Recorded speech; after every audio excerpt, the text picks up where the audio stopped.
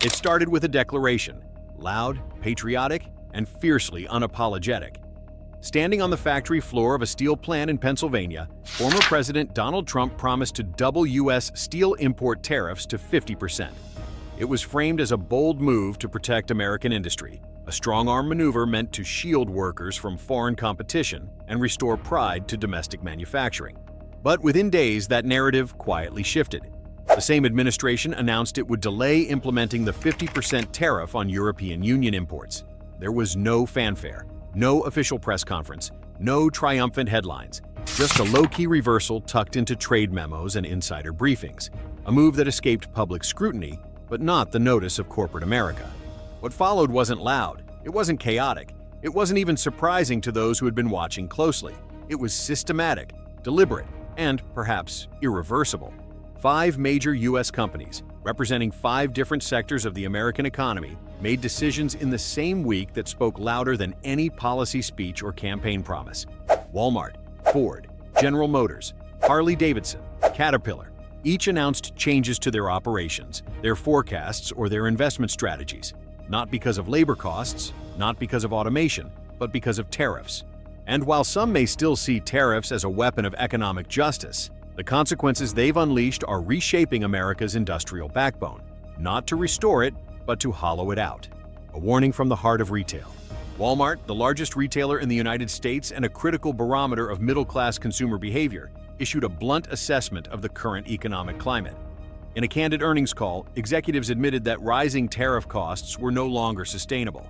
After months of trying to absorb the impact internally, Walmart made a decision that will ripple through nearly every American household. Prices are going up, not just on electronics or luxury goods, but on the basics: groceries, baby products, cleaning supplies, things families rely on every single week. More alarmingly, Walmart also announced that it would begin slashing inventory orders, delaying restocks, and pausing contracts with suppliers. Some products will simply vanish from shelves, others will become more expensive. And for many small and medium-sized suppliers, the loss of a Walmart contract is not a minor inconvenience. It's an existential threat. If the country's most powerful retail giant is struggling to manage tariff-related costs, what chance does a small-town grocery chain or regional wholesaler have? Detroit's unthinkable moment. From retail to manufacturing, the next signal came from the industrial core of the United States, Detroit. General Motors and Ford, 2 of the most iconic names in American auto history, made an unprecedented decision. Both companies withdrew their full-year financial guidance, telling investors they could no longer predict what the next several months would look like. Why? Because tariffs had turned their supply chains into a game of chance.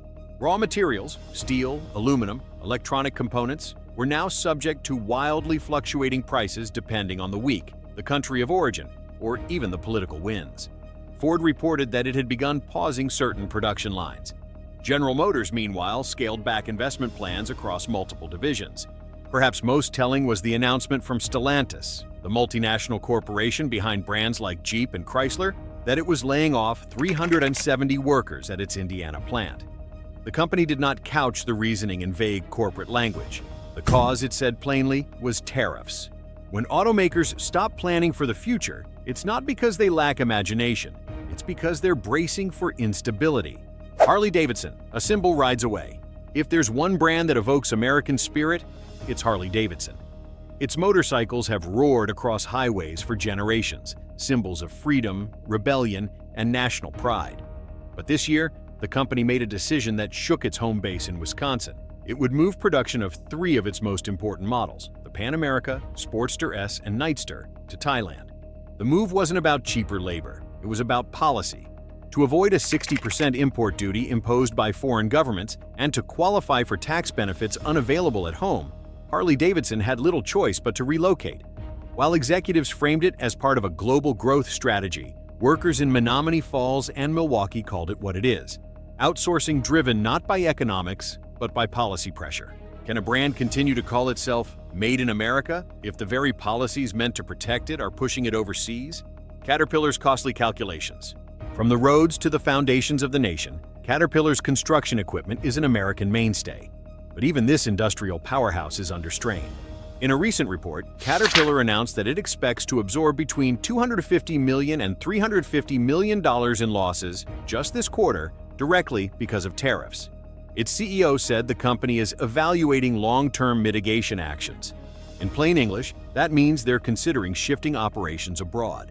Not because they want to, because they have to. The cost of building a bulldozer in America has now outpaced the global average, and the irony is stark. The very machines that pave our roads and build our bridges may soon be made in foreign factories, assembled far from the cities they helped shape. Nike and the rising price of loyalty. In the world of global retail, few names are bigger than Nike, but even the footwear giant has had to adapt to the new reality. With over half of its shoes manufactured in Vietnam, Nike is now facing duties of up to 46% on many of its imports. The result? Starting this June, prices are going up, between $2 and $10 per pair. Promotions are being pulled back. Discounts are shrinking. Retailers are being told to prepare for price increases that will be passed directly onto consumers. And what for?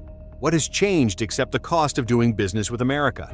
Nike's situation is a stark example of how tariffs, once designed to protect domestic production, are now punishing companies that have operated under stable trade rules for decades. The rules shifted, and companies are adjusting in the only way they can, by scaling back or leaving altogether. These 5 companies are just the tip of the iceberg. Polaris, Target, and dozens of other businesses have quietly withdrawn forecasts, canceled contracts, or begun exploring relocation strategies. They aren't doing it for cheap labor. They're doing it for policy stability, something they no longer trust they'll find in the US. More operations are being moved to Mexico, Thailand, Vietnam, countries that, ironically, now offer more predictability and consistency than the United States. Companies are no longer asking, where is labor cheapest? Instead, they're asking, where are the rules clear? Because in today's environment, unpredictability isn't just inconvenient, it's existential. Tariffs, more than a tax. The real cost of tariffs goes far beyond price tags or quarterly losses. They introduce friction across every level of the economy. Friction in planning, friction in supply chains, friction in hiring, friction in trust. Ask the suppliers who can't meet margin. Ask the farmers losing foreign buyers. Ask the truckers whose routes are disappearing. Ask the warehouse workers whose shifts are being cut. This isn't a phase. It's not a tactic. It's not even a strategy. It's a structural shift. And it's already reshaping where business is done, how products are sourced, and who pays the price. The scariest part? Many of these changes may never reverse. Once a plant is shut down, once a logistics network is retooled, once foreign capital is invested, those choices become permanent. Even if tariffs ended tomorrow, the damage is done. Tariffs were sold to the public as a demonstration of national strength, a way to punish foreign cheaters and rebuild the American workforce. But the truth is emerging elsewhere, in shuttered factories, abandoned warehouses, and empty assembly lines. This isn't a victory, it's erosion.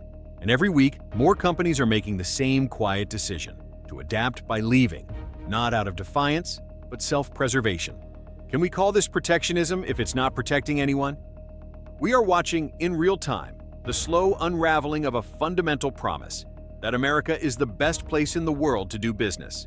But today, some of our most iconic companies are answering with their feet. They're saying, not anymore. It leaves us with a question no one in power seems eager to answer. How do you protect your economy when the very policies meant to defend it are pushing it away? And perhaps more urgently, if the goal was to bring jobs home, why are we watching them leave?